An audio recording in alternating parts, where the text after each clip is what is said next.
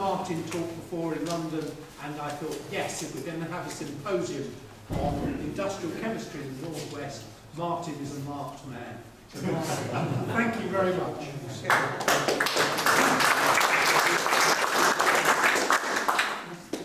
well, what I hope to do in the time is talk a little bit about the acetone-butanol fermentation, what it is, what's its history as an industrial process, and why is it a landmark in industrial microbiology and what's called biotechnology these days. And since we're approaching tea and I want to keep you on your toes, I'm not going to talk about those in that order. So why is it a landmark for industrial microbiology? It was the first deep culture closed fermentation where the organism is very sensitive to contamination and you have to take rigorous control measures to sterilise the medium, the ingredients, and also in managing the process to make sure that you exclude any contamination at all. And as such, it laid the basis for a whole range of different products that are now made by modern biotechnological means, antibiotics being just one of them, but all sorts of things like corn and citric acid and so on, a whole range of different modern compounds that are important for a variety of reasons. That's not to say that up until the acetone-butanol fermentation, we had no fermentations. There were a huge range of traditional fermentations, including in natural indigo production, which is mentioned earlier. And these were very big industries. Brewing industry had massive factories or breweries, and are seen by many as being a very significant part of the industrialisation of the country. So, having said that, what is the acetone-butanol fermentation? Well, it's a process, isn't it, pointer?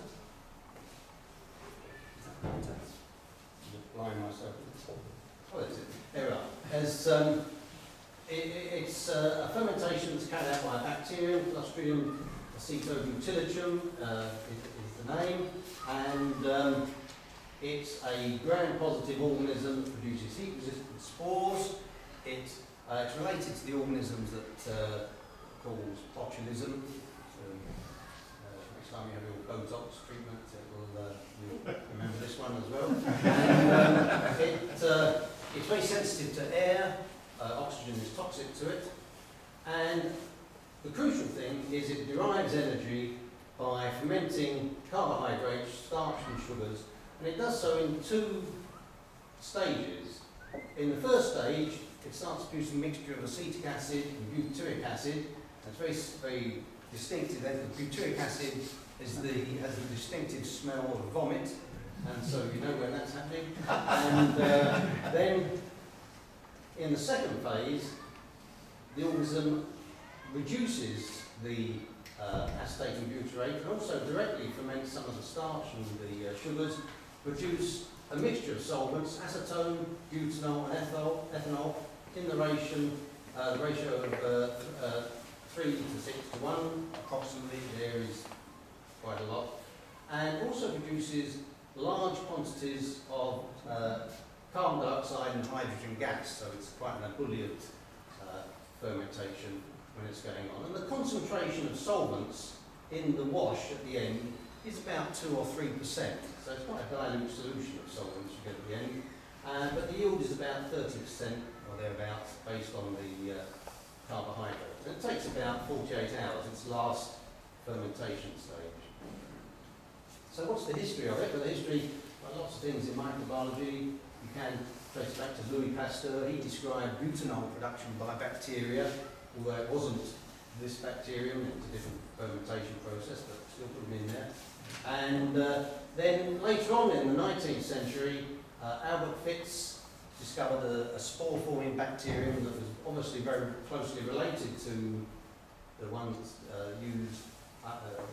used until recently and even today, that produced butanol, and then Franz Schardinger described the production of acetone from another spore-forming bacteria.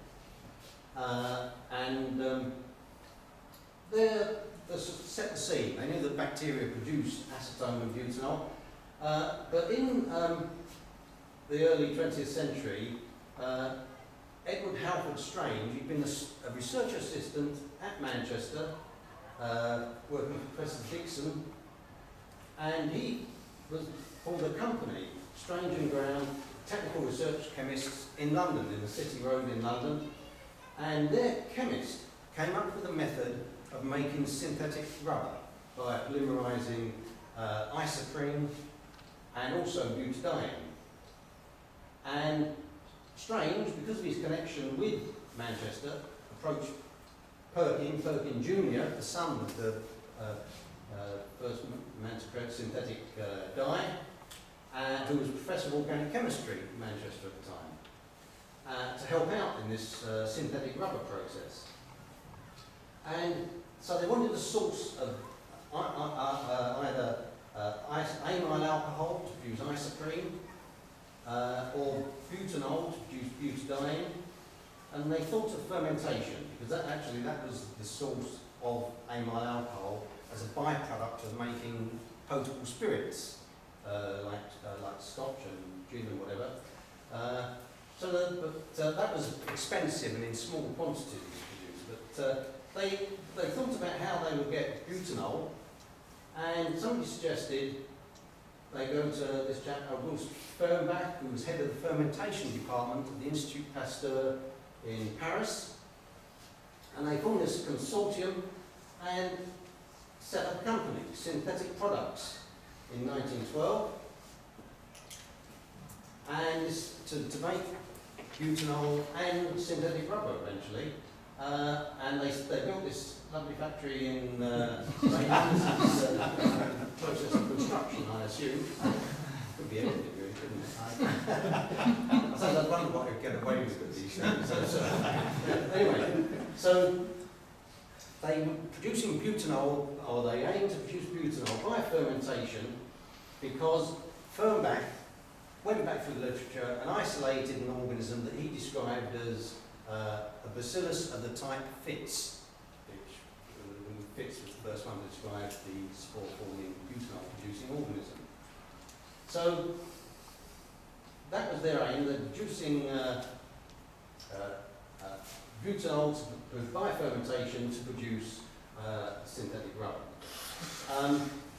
But they also very clearly recognised the strategic value of producing acetone at the same time, because they said virtually the whole of the acetone used in the UK is now imported. It's kind of a familiar story from all these talks, it seems, and this is very disturbing in case of war.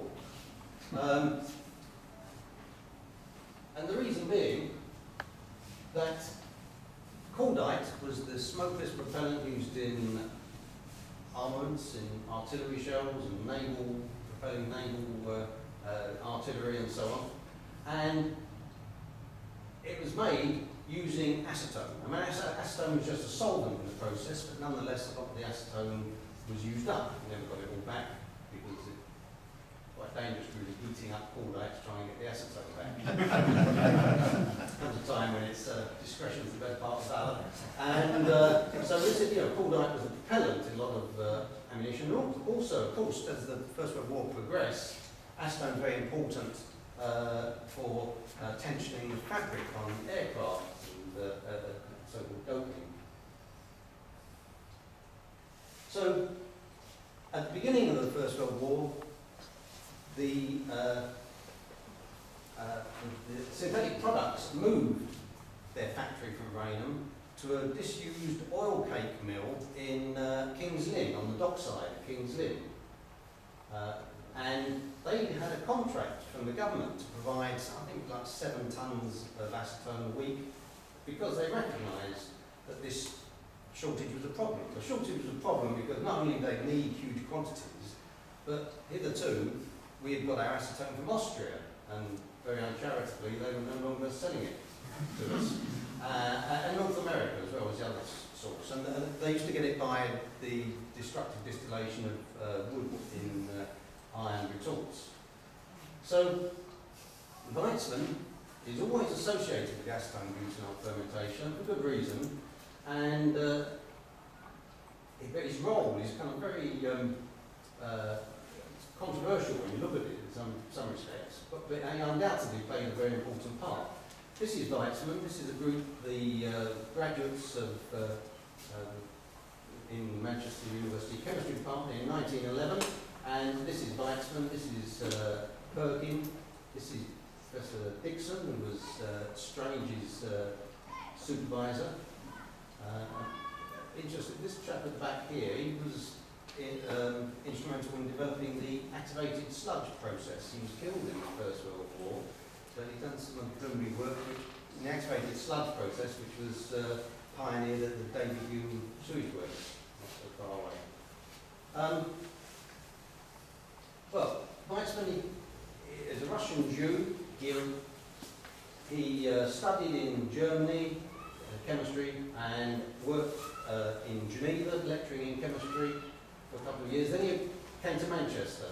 He came to the UK or England in 1904 and was looking for a post. And he was offered a post in London, but because of Perkin's presence in Manchester, he went to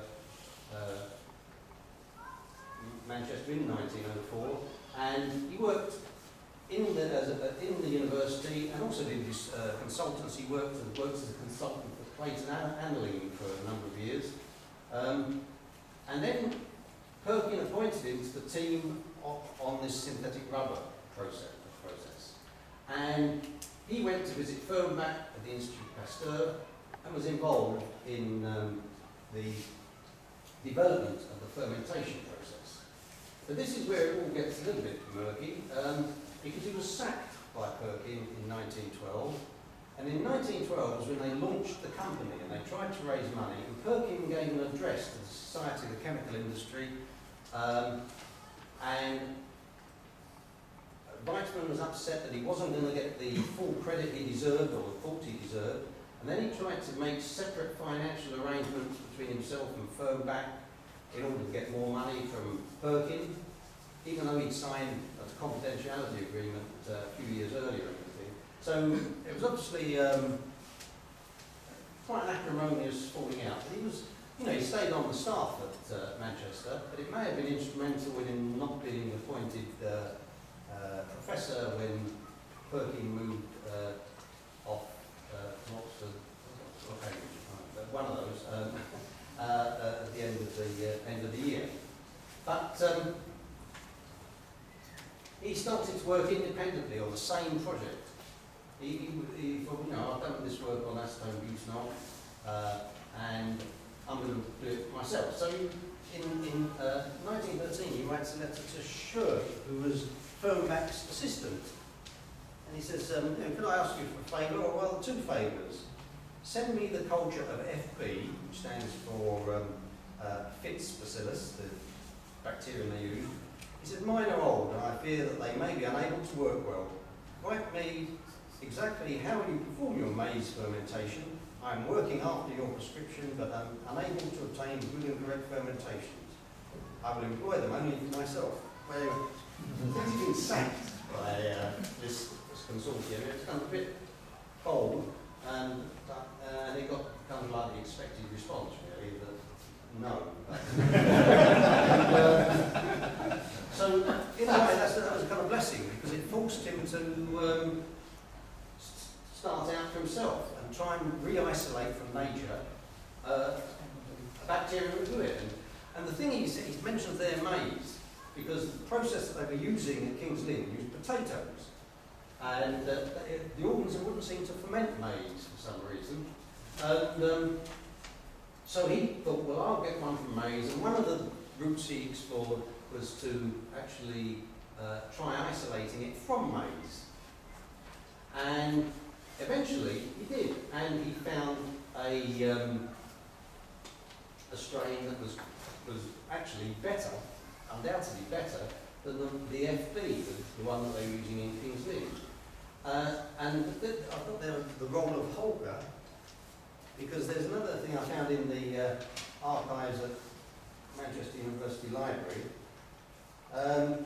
that somebody, a biographer of Weitzman, had written to the department, and the head of the Faculty of Science at the time, who replied, I mean this was like the 1960s or something, I'd been in the chemistry department in the 1920s, and he said, in our chemistry department, in response to the biographer, he says, in our chemistry department in the 1920s, Weitzman's reputation as a teacher was high, but amongst my senior colleagues who had been there around 1915, including some close to Weitzman, he was considered to have given Holger less credit than he deserved on the bacterial fermentation of cereals to produce acetone.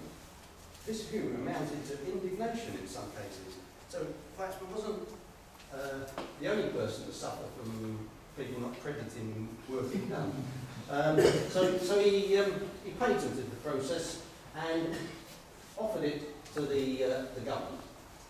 And they gave him the opportunity to, he had this meeting with people in the Ministry of Munitions and the Admiralty, and he was given the opportunity to prove this process on a pilot scale. This distillery, which is in Bow, in East London, the Free Mills Distillery, it was actually, it's a film studios now, and over the back was the original site of the Big Brother house.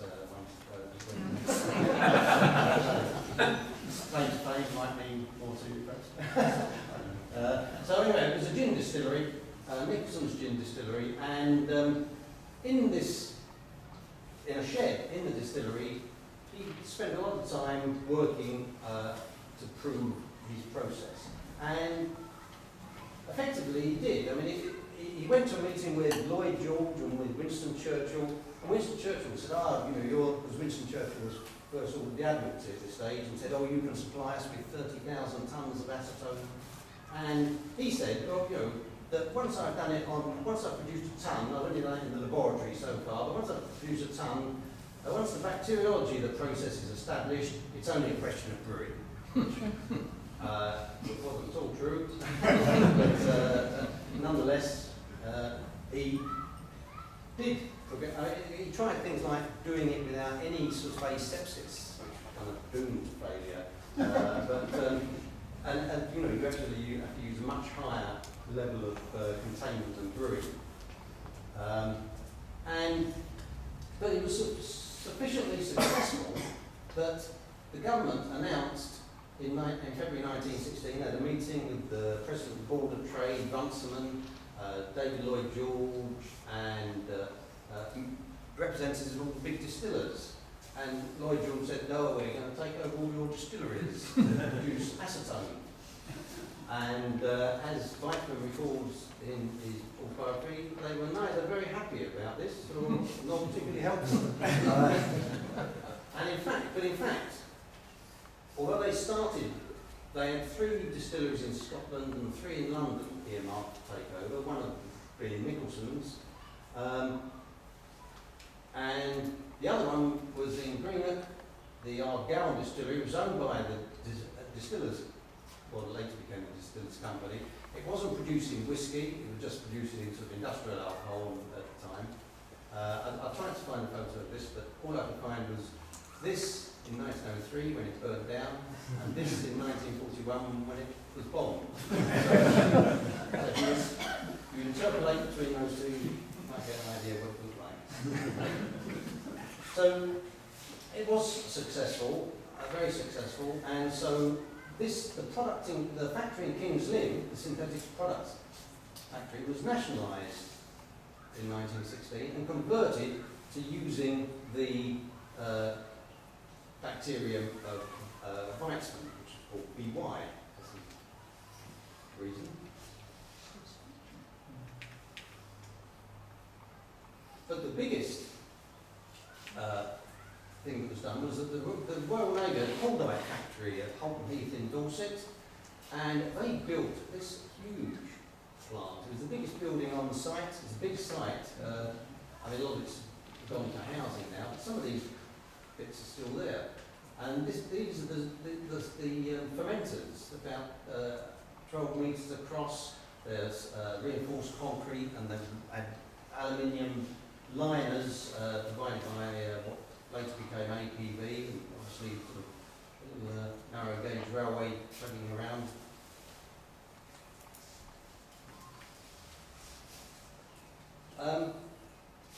And just as an aside, we've got some files. These are some original files from the Nicholson's distillery in East London, of a relative of one of the people who worked there, kept some files, probably a breach of the Official Secrets Act, I don't know, but and it was quite interesting. It helped us reconstruct the process that they used, and also had lots of minutes of meetings where people from the Argyle distillery and the King's Lynn distillery met up. And it's quite clear that although the Three Mills distillery was the first, it was by no means the best, because it was continually suffering problems of contamination and throwing stuff away. You know, the Admiralty distillery at Holton Heath, you know, when they had fermentations went wrong, they would just have to empty these huge fermenters onto nearby land just to let it rot away. Probably not the first time Admiralty property has smelled of vomit, but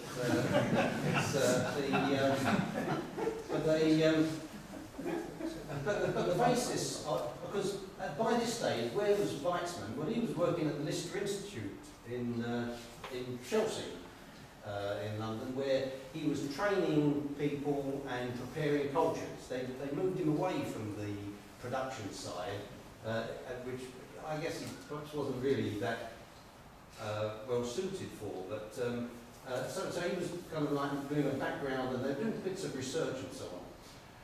But the long here, you see, they start off with a little culture in a test tube, and then they gradually scale up through different vessels. And you know, one called the Zeppelin, which was quite interesting, before they eventually built up to the production scale, you know, big fermenters of thousands of gallons. But the thing that was apparent when you reconstructed this process as used at Three Mills is the reason that they were always having contamination was not only the equipment, it was meant for a distillery for making gin, and they've slowly replaced all that, but also every stage, you know, at this stage, this culture went into 5 different flasks and 2 different seed pails. And every time you do that, there's a risk of introducing contamination. And then from there, you went into 5 seed pails and 2 seed tanks and so on. So the risks of contamination were massive, and they suffered the consequence. Whereas the plant at, particularly the plant at King's Lynn, was very efficient. They had glass-lined fermenters, and it was, you know, they were much more effective. And you can see from the minutes of these meetings that the people at Three Mills were being told how to improve things by the people at King's Lynn. So they moved. The progress of taking over all the distilleries was stopped because there was submarine warfare, and we were importing maize from the United States and North America and Canada, and they thought, well, this is daft. You know, you're risking shipping, valuable shipping space with maize.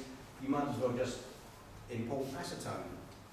And so there was a problem with maize that was supplied to these distilleries, and so they came up by the Royal Society Food Committee with the idea of using horse chestnuts, conkers.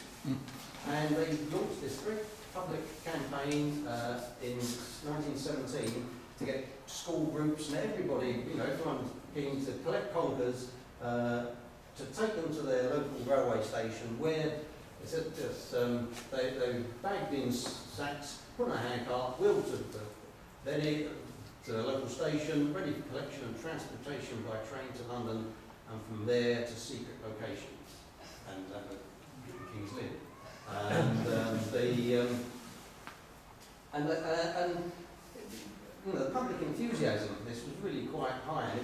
There was another quote that Frederick Nathan was a very senior civil servant, eminent man, and he wrote to this chap on the Royal Society and said, I'm being inundated with letters and postcards from private individuals asking for sacks and baskets by ones and twos and all sorts of information in connection with the horse chestnut harvesting.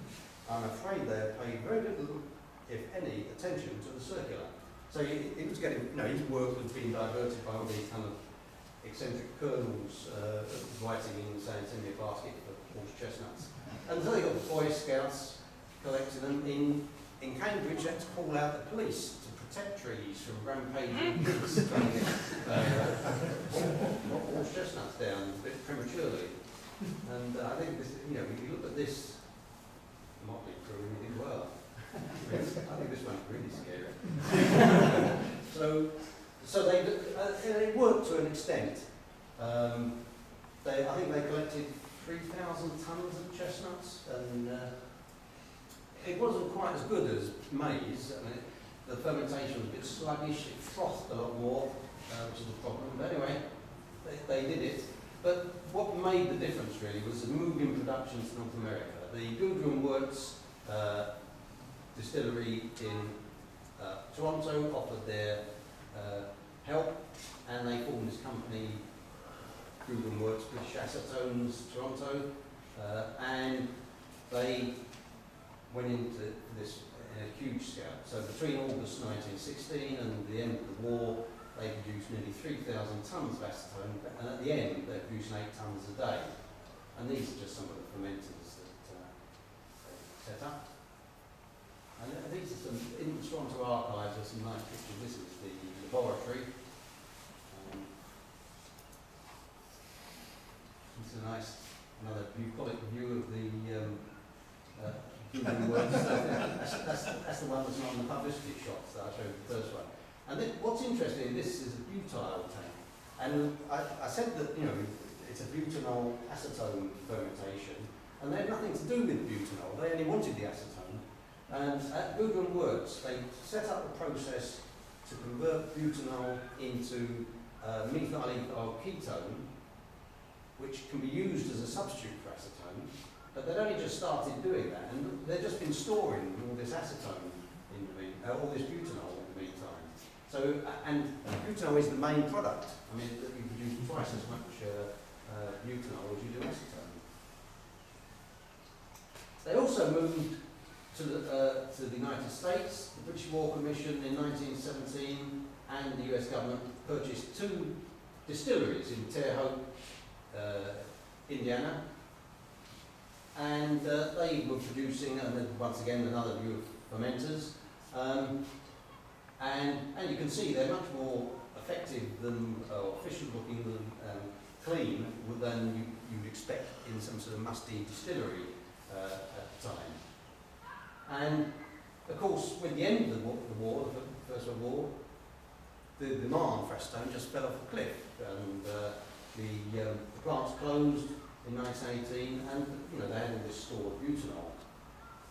So what happened was American businessmen recognised the value of butanol in producing butyl acetate, the solvent for the low viscosity lacquers used in making cars and painting cars. And so they bought the plant and formed the Commercial Solvents Corporation of Maryland, and they started production of solvents, this time with the objective of the acetone was the thing they weren't really interested in then, and they wanted the butanol. And Commercial Solvents became a huge corporation. They bought the Majestic Distillery in Peoria, which feeds into the penicillin story, because it was in the Northern Regional Research Laboratories at Peoria that a lot of research was done on penicillin. In fact, it was from the Peoria market that the improved isolate for production of penicillin was isolated from a melon, a rotten melon bought in the market. The one, so that replaced the one that Fleming had originally isolated.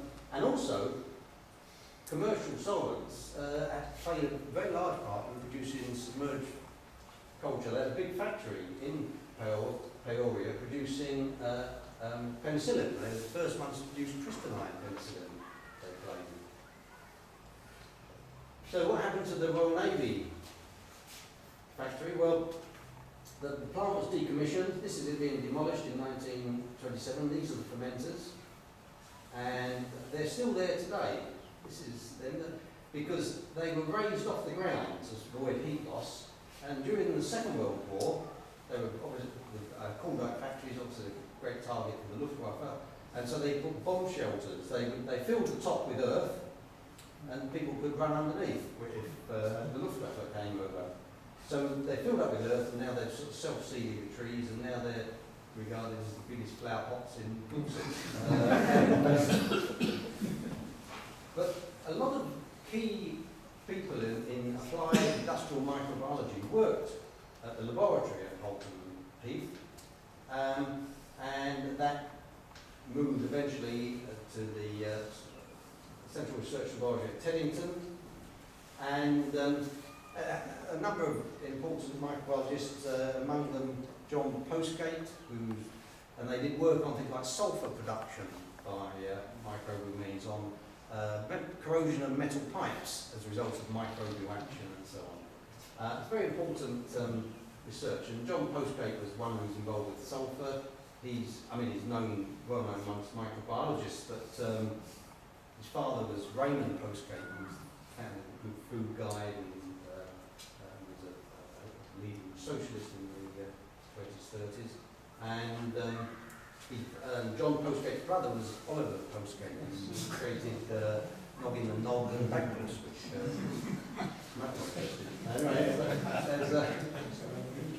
so it all went, and so the acetone just sort of died out a little bit between the wars, although the butanol fermentation was still in effect being practiced in the States.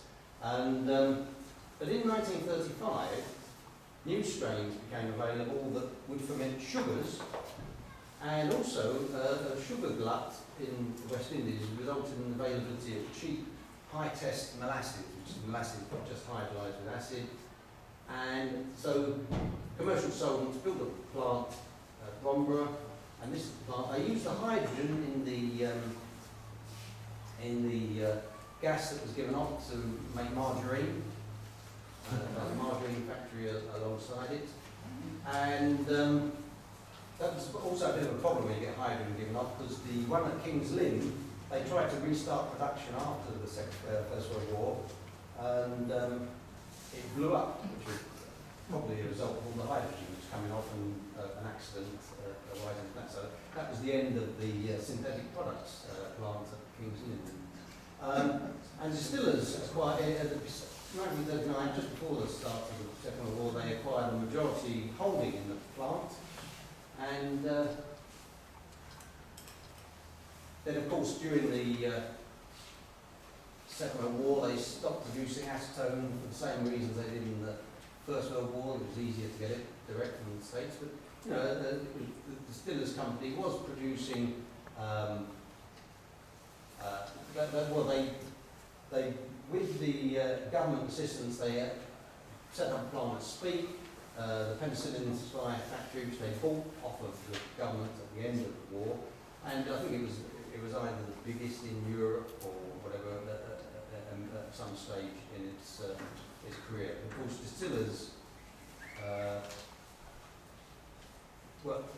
commercial solvents was wound up in 1959, and distillers got out of pharmaceuticals, no doubt in part due to the thalidomide scandal, in the 60s, and they sold the Speke plant to Eli Lilly. And Eli Lilly are still there, and they produce modern biotechnology products like human growth hormone and human insulin and modern other antibiotics, I think mainly for veterinary use. And this is what people were saying about earlier about the fact that with all the park closing, the loss of this kind of association with biotechnology and pharmaceuticals and chemicals in the area. But this is just something that appeared in the Financial Times fairly recently. I don't read the Financial Times, I just found it by accident in March this year. About this regeneration that's already, people already talked about, where people taking over the site and small biotech firms. So, just the last, the acetone-butanol fermentation has effectively died out, although in China they had a massive program to produce plants with a view to produce butanol for food, fuel use. But that's been idle since 2013, and it probably marks the end of the acetone-butanol fermentation. It really doesn't compete with petrochemical routes to the same products. Although there are still lots of little biotech companies messing around with it with the hope of improving it in some way and making it viable again. I suspect we've seen the last of it, but its legacy lies in modern biotechnology. Thank you.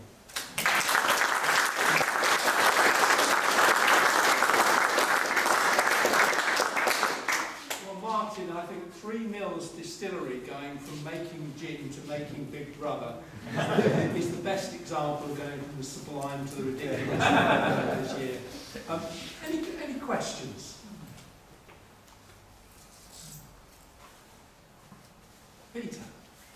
I have a question about cordite, because the cordite that was developed by Abel and Dewar used acetone, and then another form of cordite was developed, I think it was called RDB or something.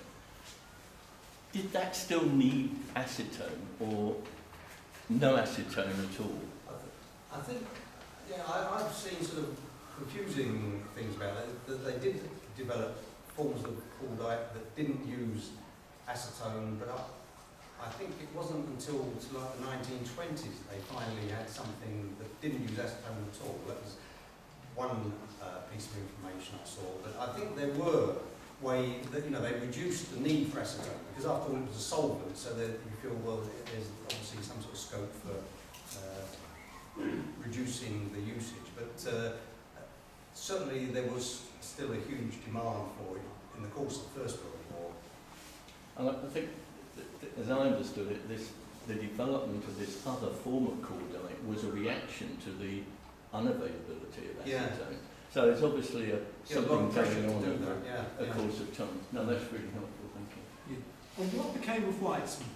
I mean, he seems to be a very strange contested figure, doesn't he? Yeah. At one level he's crucial, and at another level he seems to have been sidelined. And he was, the British government gave him a substantial sum of money for his help, and he became a consultant to commercial solvents in the States, and then he went and became President of Israel, which sometimes you sometimes see these really kind of poor.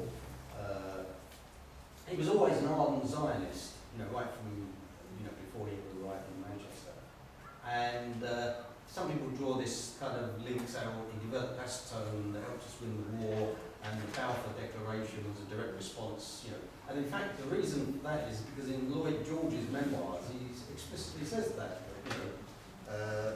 because of what Weitzman did for the country, the Balfour Declaration was issued, which is not true, I think. It's, I mean, he knew Balfour years, because Balfour was a Manchester MP, I think, at some stage, and so he knew Balfour from years ago. And I suppose it might be true that he might have got him some sort of intro into government circles, but I think he already had that by virtue of his high-profile role in the Zionist movement. But I think his activity in Zionism caused problems, because at the meeting in London, there was somebody who said that Frederick Nathan, this chap who was in charge of munitions, had said that they had to lock up Weitzman's passport at one stage because he was heading off to Zionist congresses and wanted him in the back working on the acetone problem. But then, yes, he went and Weizmann Institute in Israel is his legacy. I mean, he's a rather maverick figure. It's a case, I guess, of being at the right place at the right time when he came. Yes, undoubtedly, you know, his organism was much better than the one they had. But there was lots of legal wranglings after the First World War, some cases which tried to establish whether really Strange and Fernbach and Perkin were entitled to claim this. And there's a meeting that was held, the Society of Chemical Industry meeting, held immediately after the First World War, 1919, 1920, and there's a report of that. Nathan gives a summary of the acetone process during the war, and he describes it as the Weizmann process, but unfortunately Fernbach is in the audience, and actually it's the Fernbach process. Nathan is very conciliatory, but you know, I just imagine Fernbach always felt aggrieved that he, you know, the exact role of Weizmann in those early stages is a bit hard to discern, really. I think he might have suggested to the group that they approach Fernbach to help out on production of butanol by fermentation, looking into it. But other than that, I don't think he... And in those days, I guess the control of the university over the freelancing by its staff and movement in and out and setting up their own companies was probably a lot more fluid. Would that be a suitable euphemism? I think so. I think there was some sort of query about how much time staff would spend doing consultancy work, but I mean, you know, in Manchester there was quite a tradition of helping out local industry. Yeah. Fascinating little window on how things were 100 years ago. Well, thank you very much, Martin. Thank you.